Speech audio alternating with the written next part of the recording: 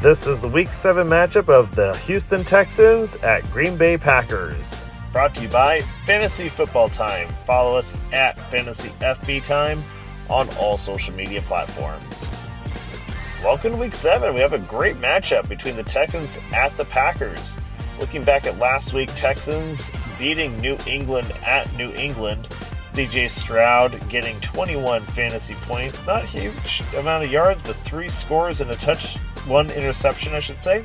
No Nico Collins. I think restores order for the time being when you have Joe Mixon coming back around.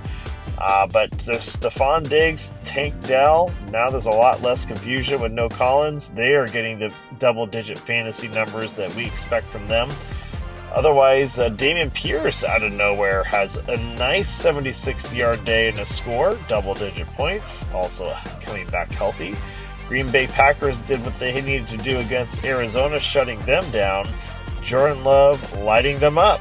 30 fantasy points with 4 touchdowns and 1 interception. Josh Jacobs has a mediocre day, 62 yards. Jayden Reed does pretty good, getting a touchdown on only 28 yards. A reception. Dontayvion Wicks, after having a great week the week before, kind of lets down, going only 1 fantasy point. Christian Watson comes back alive, 14 fantasy for him, 3 catches, 1 touchdown. Looking at this next week's matchup, Green Bay is a 3-point favorite with a really nice 48-point over-under.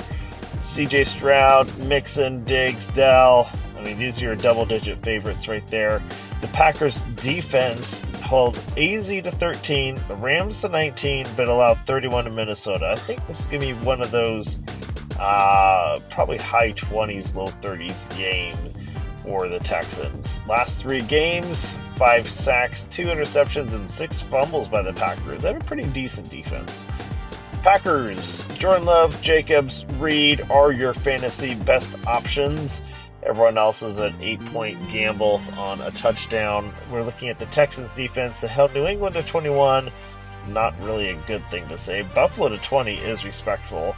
And Jacksonville to 20. They've been struggling.